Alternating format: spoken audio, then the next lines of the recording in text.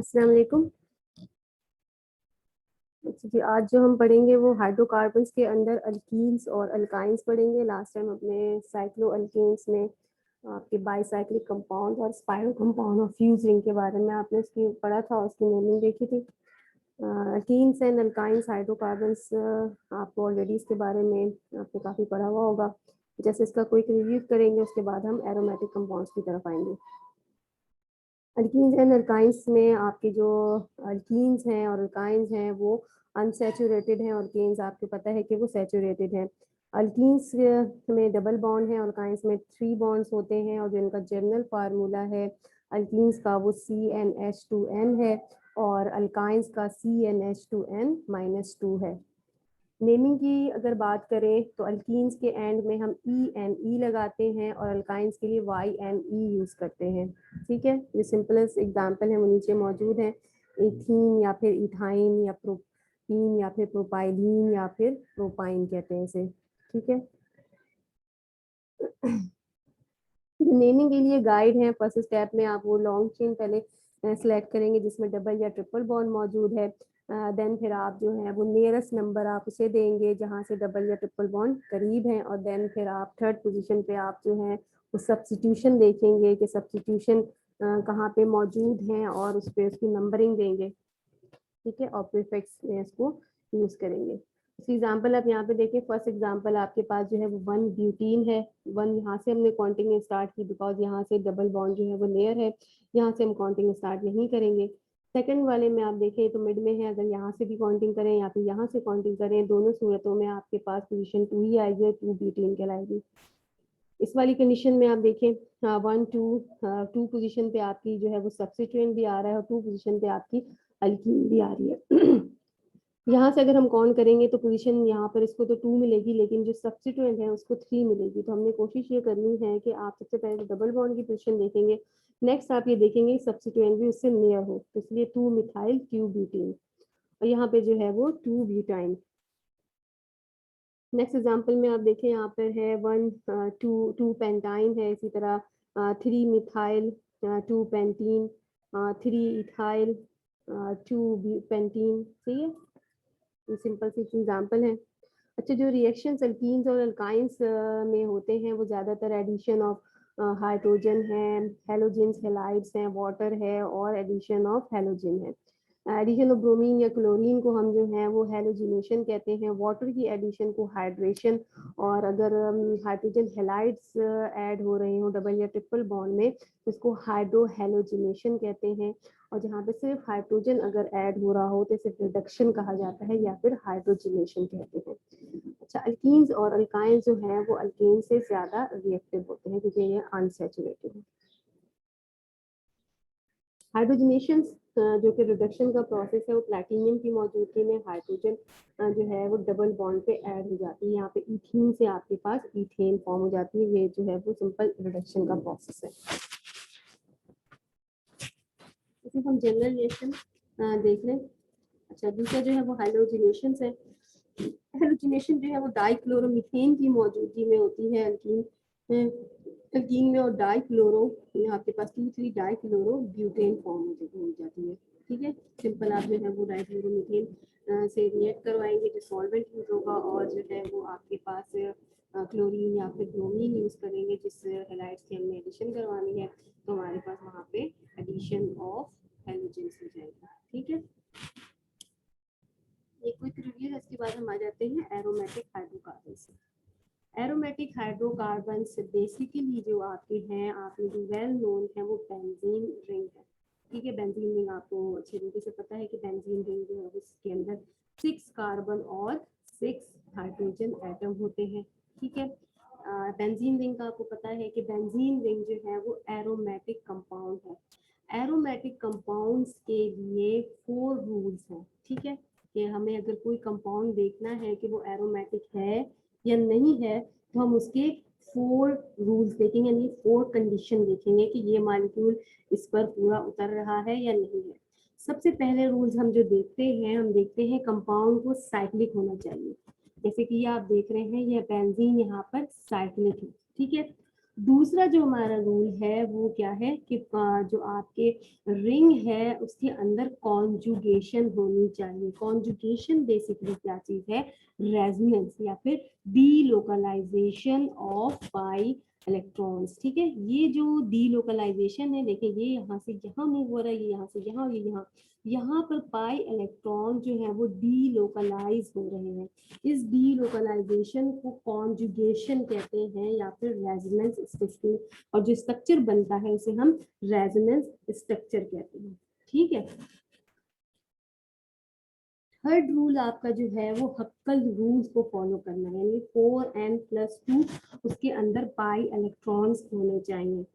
अच्छा, fourth rule जो है वो आपका जो कंपाउंड है, जो मॉलिक्यूल है, वो आपका फ्लैट होना चाहिए। फर्स्ट आपने देखना है कि साइक्लिक है कि नहीं है।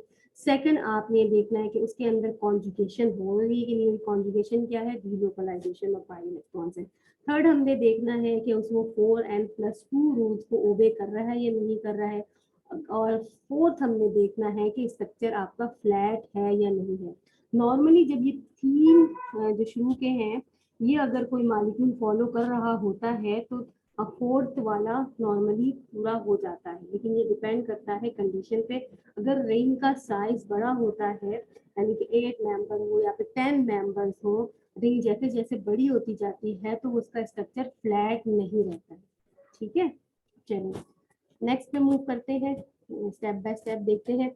साइक्लिक सबसे पहले हमने देखना है कि रूल्स के मुताबिक कि भाई हमारा कंपाउंड जो हमें दिया गया है कि एरोमेटिक है या नहीं है। हम सबसे पहले क्या देखेंगे कि उसके अंदर वो साइक्लिक है कि नहीं। तो आप ये देखेंगे साइक्लिक है, ये जो है वो साइक्लिक नहीं नजर आ रहा, ये साइक्लिक है, ये साइक्लिक नहीं है, ये भी साइक्लिक है, ये साइक्लिक नहीं है, ये साइक्लिक है, ये साइक्लिक है। अभी हमने सिर्फ साइक्लिक साइक्लिक देखा, ठीक है। हमने 4 रूल्स देखने हैं। यहाँ पर मैंने मेंशन कर दिया कि ये एरोमेटिक है, ये नॉट एरोमेटिक, ये एरोमेटिक, नॉट एरोमेटिक। ये तो वैसे ही हमें जो है वो रूल्स को, पहले रूल्स को फॉलो नहीं कर रहा, फर्स्ट कंडीशन को ये फेल हो गया है तो ये वैसे ही आउट हो गया। तो not aromatic, not aromatic, not aromatic. यहाँ पर हम देखें ये मैंने इस पे एरोमेटिक लिखा हुआ है, इस मीन्स की ये 4 जो रूल्स हैं उसको ओबे कर रहा है। यहाँ पे आप देखें कि सेकंड रूल को ओबे नहीं कर रहा, क्योंकि यहाँ पर डीलोकलाइजेशन नहीं हो रही। ठीक है, जो आपके पाई इलेक्ट्रॉन्स हैं वो कॉन्जुगेशन में नहीं है। दैट्स व्हाई मैंने यहाँ पे इसको नॉट एरोमेटिक मेंशन कर दिया। अदर ये साइक्लिक, सिर्फ फर्स्ट रूल को ओबे कर रहा है ये। सेकंड हमने कहा था कि रेजोनेंस स्ट्रक्चर, ये आपको पता लग गया कि ये रेजोनेंस स्ट्रक्चर है, बेंजीन के रेजोनेंस स्ट्रक्चर है। रेजोनेंस स्ट्रक्चर यानी कि डीलोकलाइजेशन ऑफ इलेक्ट्रॉन इसमें हो रही है। अच्छा, डीलोकलाइजेशन ऑफ इलेक्ट्रॉन है क्या, ये हम यहाँ पे समझ देते हैं। आप अगर बेंजीन की एक एग्जांपल लें तो यहाँ पर आप देखें कि आपके पास जितने भी यहाँ पे जो 6 कार्बन एटम मौजूद हैं वो sp2 हाइब्रिडाइज है, यानी कि इनके पास एक p ऑर्बिटल मौजूद है। ये p ऑर्बिटल जो है वो एक दूसरे के पैरेलल है। ठीक है, पैरेलल देखना, पैरेलल है, एक दूसरे के परपेंडिकुलर है, तो ये सारे इसके पैरेलल है। पैरेलल है तो ये p ऑर्बिटल ओवरलैप होंगे, पैरेलल होंगे तो ओवरलैप होंगे ना। अगर ये पैरेलल नहीं होते, ये ऐसे नहीं होते, वर्टिकल में होते, तो क्या ये इसके साथ जो है वो ओवरलैप हो सकते थे? उसके साथ ओवरलैप नहीं होंगे। जब ओवरलैप नहीं होंगे तो डीलोकलाइजेशन ऑफ इलेक्ट्रॉन नहीं होगी। डीलोकलाइजेशन ऑफ इलेक्ट्रॉन नहीं होगी तो इलेक्ट्रॉन कॉन्जुगेट नहीं करेंगे। जब इलेक्ट्रॉन कॉन्जुगेट नहीं करेंगे तो रेजोनेंस स्ट्रक्चर फॉर्म नहीं होगा। लेकिन बेंजीन के अंदर तमाम p ऑर्बिटल जो इसके पास हैं वो एक दूसरे के पैरेलल है तो ये p ऑर्बिटल ओवरलैप होते हैं। जब ओवरलैप होते हैं तो इलेक्ट्रॉन डीलोकलाइज होते हैं। ठीक है, डीलोकलाइज होते हैं तो इनमें इलेक्ट्रॉन की कॉन्जुगेशन होती है और इनका रेजोनेंस स्ट्रक्चर फॉर्म होता है। सही है, बेंजीन की जो एग्जांपल देखें, हमें पता है कि इसके अंदर ये जो मॉलिक्यूल है वो साइक्लिक है, प्लेनर है तभी जो p ऑर्बिटल है इसके सारे पैरेलल। अगर ये प्लेनर नहीं होता तो इसके p ऑर्बिटल पैरेलल नहीं होते। ठीक है, तो ये स्ट्रक्चर जो है वो प्लेनर है, ऑल बॉन्ड आर इक्वल, और ये फुल्ली कॉन्जुगेटेड है। सही है, फुल्ली कॉन्जुगेटेड है तो ये जो है वो स्टेबल है, कांट ब्रेक। ब्रेक नहीं, हम एक ड्रोन की एग्जांपल लें, यानी कि ये जो है वो टाइटली पैक्ड है, ये भी टाइटली पैक्ड है, that's why we can't break it. और जो वीक होगा वो ओपन होगा और इजीली वो ब्रेक हो जाएगा, ब्रेकेबल है। ठीक है,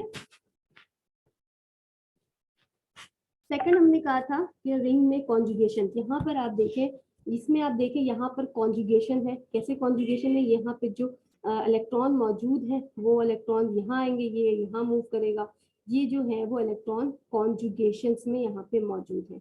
जो भी sp3 जहाँ पर आ जाएगा, देखिए यहाँ पे sp3 है, ये sp3 आ गया, ठीक है, ये sp3 आ गया। जहां पर भी sp3 आ जाएगा, वहां पर जब भी कार्बन आप देखें, जहां भी कार्बन sp3 है, वहां पे डीलोकलाइजेशन ऑफ इलेक्ट्रॉन नहीं होगी, वहां पे जो है वो सीक्वेंस ब्रेक हो जाएगा। आप देखिए ये इलेक्ट्रॉन यहाँ नहीं आएगा तो इसके पास एम्प्टी ऑर्बिटल मौजूद नहीं है। यहाँ पर इसके पास एम्प्टी ऑर्बिटल मौजूद है, ठीक है, और उसके अंदर आपके पास लोन पेयर मौजूद है, तो ये इसके साथ डीलोकलाइज होगा। यहाँ पे अलग जो नाइट्रोजन था, इसने क्वार्टनरी चौथा बॉन्ड था वो भी फॉर्म कर लिया। अब इसके पास जो है वो एम्प्टी ऑर्बिटल नहीं है। जब एम्प्टी ऑर्बिटल नहीं है तो इलेक्ट्रॉन्स उसके अंदर नहीं आ सकते, डीलोकलाइजेशन नहीं हो सकती। यहाँ पर ये जो कार्बन एन आइन है, यहाँ पर इसके पास p ऑर्बिटल मौजूद है, और इसके पास इस p ऑर्बिटल में 2 इलेक्ट्रॉन्स ही मौजूद है, ठीक है, इसलिए वो अगर यहाँ पे 2 इलेक्ट्रॉन नहीं भी होंगे, और जैसे कि ये पॉजिटिव है, यहाँ पर कार्बोकैटाइन है, ये कार्बन एन आइन है, ठीक है, इसके p ऑर्बिटल में 2 इलेक्ट्रॉन मौजूद है, और ये कार्बोकैटाइन है, यहाँ पर इसके p ऑर्बिटल में कोई इलेक्ट्रॉन मौजूद नहीं है, लेकिन इसके पास एम्प्टी p ऑर्बिटल है जिसके अंदर इलेक्ट्रॉन्स आ सकते हैं, ठीक है, इसीलिए यहाँ से इलेक्ट्रॉन इस पे आ सकते हैं। इसका मतलब है इसमें डीलोकलाइजेशन पॉसिबल है, यहाँ पर डीलोकलाइजेशन पॉसिबल है, ठीक है। यहाँ पर आप देखें इसका p ऑर्बिटल एम्प्टी नहीं है, फ्री नहीं है, तो यहाँ पे डीलोकलाइजेशन नहीं होगी, यहाँ पर भी डीलोकलाइजेशन नहीं होगी, यहाँ पर डीलोकलाइजेशन हो रही है। देखिए सारे sp2 हैं, इसमें सब में डीलोकलाइजेशन हो रही है, ठीक है। थर्ड हमने कहा कि ये जो है 4n+2 पाई इलेक्ट्रॉन्स होने चाहिए, यानी कि अगर जो हमारा एरोमेटिक कंपाउंड है उसमें हम पाई इलेक्ट्रॉन्स को काउंट करेंगे, वो 4n+2 के बराबर होना चाहिए। यहाँ पर जो n है, ये जो है वो आपका नेचुरल नंबर को होल नंबर को बता रहा है, ठीक है। होल नंबर आपके जो स्टार्ट होता है वो 0 से शुरू होता है, 0 1 2 3 4, यानी कि आपने n की वैल्यू जो है वो पुट करनी है, सही है। जब आप n की वैल्यू यहाँ पर 0 रखेंगे तो आपके पास आंसर 2 आएगा, यानी कि 2 पाई इलेक्ट्रॉन। यहाँ पर आप देखें इसमें 2 पाई इलेक्ट्रॉन है ना, तो ये एरोमेटिक है। अभी देखिए साइक्लिक भी है, इसके अंदर कॉन्जुगेशन भी हो रही है, और ये 4n+2 रूल को ओबे भी कर रहा है, तो इसमें 2 इलेक्ट्रॉन्स हैं। ये आपके यहाँ पर स्ट्रक्चर जो है वो फ्लैट है। छोटी रिंग में आपको पता होना चाहिए, स्मॉल रिंग है 7 मेंबर तक आप रिंग आप देखें, वो जो है वो स्मॉल रिंग है, वो फ्लैट होती है, ठीक है। जैसे रिंग साइज बड़ा होता है वो उसमें फ्लैट नहीं होती है। ये 8 मेंबर रिंग है, और यहाँ पर आपके पास 6 मेंबर रिंग है। इसको अगर आप देखें, ये साइक्लिक भी है, ये भी साइक्लिक है, इसमें कॉन्जुगेशन नजर आ रही है, इसमें भी कॉन्जुगेशन नजर आ रही है। यहाँ पर 2 4 6 पाई इलेक्ट्रॉन है, यहाँ पर 8 पाई इलेक्ट्रॉन है, और 4n+2 के जो मैजिक सीरीज है उसके अंदर 8 नहीं आता, 2 6 10 14 यानी कि 4 के डिफरेंस से आ रहा है, तो इसलिए यहाँ पर हमने इसको नॉट एरोमेटिक कर दिया, ठीक है। 8 पाई इलेक्ट्रॉन इस मैजिकल सीरीज में मौजूद नहीं है। उस मैजिकल सीरीज को आप कैलकुलेट कैसे करेंगे, जस्ट यहाँ पर n की वैल्यू आप रखते जाएंगे 0 1 2 3, तो आपके पास ये सीरीज आ जाएगी, ठीक है। अच्छा, फोर्थ रूल हमने जो कहा था कि स्ट्रक्चर जो है वो आपका फोर्थ रूल हमने ये कहा था कि स्ट्रक्चर आपका फ्लैट होना चाहिए, ठीक है। यहाँ पर आप देखें, अच्छा अच्छा यहाँ तभी तो इसको देख लेते हैं कि पाई इलेक्ट्रॉन्स को हम देखें, सॉरी, यहाँ पर 6 पाई इलेक्ट्रॉन्स है, आप देखें 2 4 6 आपने काउंट किया, यहाँ पे 2 4 ये 6 है, डीलोकलाइजेशन की बात है, यहाँ पे 2 4 4 पाई इलेक्ट्रॉन मौजूद है, ठीक है। रेड मार्किंग आपको यहाँ पे ये शो कर रही है कि ये हमारे मैजिकल में नहीं आ रहे, ठीक है, मैजिकल सीरीज में नहीं आ रहे, इसमें डीलोकलाइजेशन है, स्ट्रक्चर आपका फ्लैट है, डीलोकलाइजेशन भी है, लेकिन ये 4n+2 पाई इलेक्ट्रॉन इसमें नहीं है, क्योंकि हमारे पास जो सीरीज है वो 2 6 10, इसके अंदर आपके पास 4 नहीं है, ठीक है। फिर आपके पास आ गया यहाँ पे 2 पाई इलेक्ट्रॉन, 2 हमारे पास मौजूद है, इसलिए हमने इसमें यहाँ पे ग्रीन किया है। 10 10 हमारे पास मौजूद है, ठीक है। फिर 6 2 4 6 6 हमारे पास मौजूद है, इसलिए मैंने इसे यहाँ पर 8 हमारे पास सीरीज में मौजूद नहीं है, इसलिए ये जो है वो एरोमेटिक नहीं है। 4 हमारे पास सीरीज में मौजूद नहीं है। इसी तरह यहाँ पर 10 हमारे पास मौजूद है। ये देखें कॉन्जुगेशन है, यहाँ पर 2 4 10 पाई इलेक्ट्रॉन यहाँ पे मौजूद है। ठीक है, इसके अलावा यहाँ पर आपके पास 4 पाई इलेक्ट्रॉन्स हैं। अच्छा, यहाँ पर आपके पास जो है वो 6 पाई इलेक्ट्रॉन मौजूद है। अच्छा, फिर उसके बाद जो है वो 10 पाई इलेक्ट्रॉन्स हैं। सही है,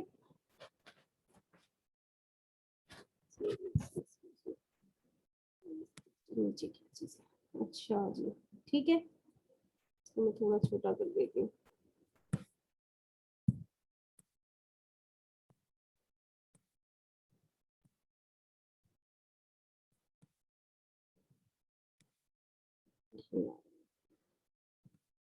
मैं जब आपको सेंड करूंगी तो इसको मैं आपको इसको सेट करके फिर आपको मैं सेंड करती हूँ।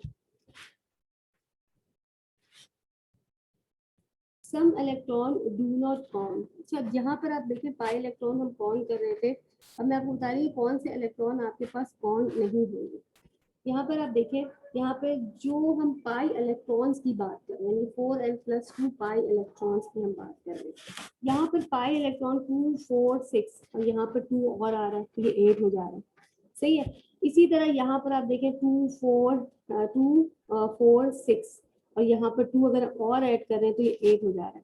हमने यहाँ पर 4n+2 में ये कहा है कि वो पाई इलेक्ट्रॉन यानी कि डी लोकलाइजेशन में जो पाई इलेक्ट्रॉन यूज हो रहे हैं वो हमने लिखने हैं। सही है, यहाँ पर आप अगर सिंपल काउंट करें, यहाँ भी 8 है, यहाँ पर आप काउंट करें 6 है, यहाँ पे आप काउंट करें 2 4 6 8 आ रहा है। ठीक है, ये हमने lone pair on carbon count किया, लोन पेयर ऑन नाइट्रोजन है, 2 लोन पेयर ऑन ऑक्सीजन है, लोन पेयर ऑफ नाइट्रोजन है, यहाँ पर भी 2 लोन पेयर नाइट्रोजन के जो मौजूद है। इसके वजह से क्या ये वाकई इसके पाई इलेक्ट्रॉन वाले सारे होंगे? तो हम यहाँ पर अब बताते हैं कि यहाँ पर जो बेंजीन रिंग का अगर एन आइन मौजूद है, ठीक है, अगर एन आइन मौजूद है तो यहाँ पर हमने कहा था कि डी लोकलाइजेशन ऑफ इलेक्ट्रॉन कैसे हो रही है, जब आपके पी ऑर्बिटल इसके पैरेलल हैं। जब पैरेलल हैं तो ये इसके ओवरलैप हो रहे हैं। सही है, तो यहाँ पर जो डी लोकलाइजेशन है वो सिर्फ इन 6 इलेक्ट्रॉन्स में हो रही है। यहाँ पर अगर हम 8 पाई इलेक्ट्रॉन लिख रहे हैं तो वो हम गलत लिखेंगे, क्योंकि जो 8 है वो डी लोकलाइजेशन में यूज नहीं हो रहा। ठीक है, ये इसके साथ 90 की डिग्री पे मौजूद है, 90 की डिग्री पे मौजूद है, तो ये इसके साथ ओवरलैप नहीं हो सकता, वो जस्ट लोकलाइज है। ठीक है, ठीक है, ये जो इलेक्ट्रॉन्स है वो लोकलाइज है। यहाँ पर जितने भी इलेक्ट्रॉन है वो डी लोकलाइज है, क्योंकि यहाँ पर पी ऑर्बिटल इसके साथ पैरेलल है और इसके जब ये पैरेलल है तो ये एक दूसरे से ओवरलैप हो रहे हैं। जब ओवरलैप हो रहे हैं तो यहाँ पे डी लोकलाइजेशन हो रही है।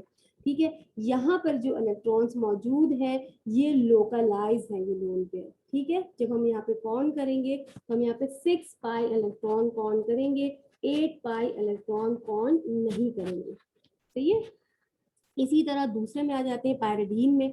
पैराडीन में भी देखें जो नाइट्रोजन के जो लोन पेयर है वो डी लोकलाइजेशन में यूज नहीं हो रहे, क्योंकि ये जो इलेक्ट्रॉन्स हैं वो इसके साथ 90 डिग्री पे मौजूद है। एक पी ऑर्बिटल आपका मौजूद है, ये इसके साथ डी लोकलाइजेशन में यूज हो रहा है, नजर आ रहा है आपको? ठीक है, ये इसके साथ डी लोकलाइजेशन में यूज हो रहा है, लेकिन जो लोन पेयर ऑफ नाइट्रोजन है वो डी लोकलाइजेशन में नहीं यूजर है, इसीलिए हम यहाँ पर भी 8 पाई इलेक्ट्रॉन्स नहीं लिखेंगे, 6 पाई इलेक्ट्रॉन लिखेंगे। अगर आप 8 लिख देंगे तो वो आपके एरोमेटिक नहीं रहेगा, हालांकि ये एरोमेटिक कंपाउंड है। ठीक है, इसलिए जब भी आप पाई इलेक्ट्रॉन काउंट करें तो आप इसको स्ट्रक्चर ड्रॉ करें, आप देखें डी लोकलाइजेशन इसकी कैसे हो सकती है, ये वाला कैसे इसके साथ आ सकता है, ये पॉसिबल नहीं है ना। यहाँ पर ये जो इलेक्ट्रॉन्स हैं वो लोकलाइज हैं, डी लोकलाइज नहीं हो रहे। यहाँ पर अगर आप देखें, यहाँ पे आपके जो इलेक्ट्रॉन्स मौजूद हैं वो डी लोकलाइज हो रहे हैं, है ना। इसके पास और कोई ऑप्शन तो है ही नहीं, कि यही 2 इलेक्ट्रॉन मौजूद थे, यही 2 इलेक्ट्रॉन मौजूद है, इसलिए एच वाई इसके साथ ये डी लोकलाइज हो रहे हैं। अगर ऑलरेडी यहाँ पर जो है वो बॉन्ड यानी 6 नंबर, जैसे ये वाली एग्जाम्पल है, यहाँ पे ऑलरेडी आपके पास एक बॉन्ड मौजूद था और एक एक्स्ट्रा आपके पास लोन पेयर भी मौजूद है, तो जब एक्स्ट्रा लोन पेयर है तो वो साइड पे ही रहेगा, वो लोकलाइज रहेगा, डी लोकलाइज नहीं होगा। यहाँ पे इसके पास कोई एक्स्ट्रा लोन पेयर मौजूद नहीं है, ये एक ही लोन पेयर है और उसके साथ और कोई बॉन्ड भी नहीं है, इसलिए ये जो है इसके साथ डी लोकलाइजेशन में यूज होगा और टोटल हम यहाँ पर 6 पाई इलेक्ट्रॉन्स लिखेंगे। ठीक है, इस वाली एग्जांपल में आप देखें, यहाँ पर भी आप देखें ये जो इसके ऊपर नाइट्रोजन के ऊपर लोन पेयर है वो भी डी लोकलाइजेशन में यूज होगा और यहाँ पर भी हम 6 पाई इलेक्ट्रॉन लिखेंगे। सही है, अगर आप यहाँ पे सिर्फ 4 लिख देंगे तो वो 4n+2 को फॉलो नहीं करेगा और एरोमेटिक नहीं रहेगा। ठीक है, ऑक्सीजन में आप देखें जो आपके पास मौजूद है, फ्यूरेन रिंग आपके पास मौजूद है, इसमें आप देखें इसके पास 2 लोन पेयर मौजूद है। 2 लोन पेयर में से एक जो है वो डी लोकलाइजेशन में यानी कि आपके रेजोनेंस में यूज हो रहा है और कॉन्जुगेशन कर रहा है यहाँ पर। ठीक है, ये जो है वो डी लोकलाइज हो रहा है एक लोन पेयर, लेकिन एक लोन पेयर आपका लोकलाइज है। ठीक है, वो यहाँ पे 90 डिग्री पे मौजूद है। यहाँ पर भी हम जो पाई इलेक्ट्रॉन लिखेंगे वो 6 पाई इलेक्ट्रॉन्स लिखेंगे। ठीक है,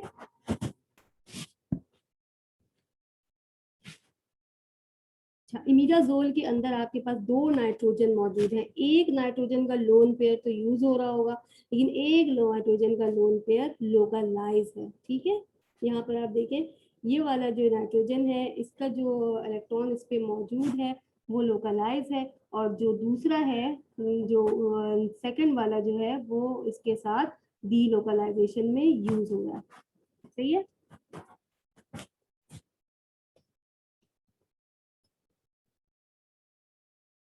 अच्छा, फोर्थ रूल हमने ये बताया, ये फर्स्ट रूल हो गया साइक्लिक।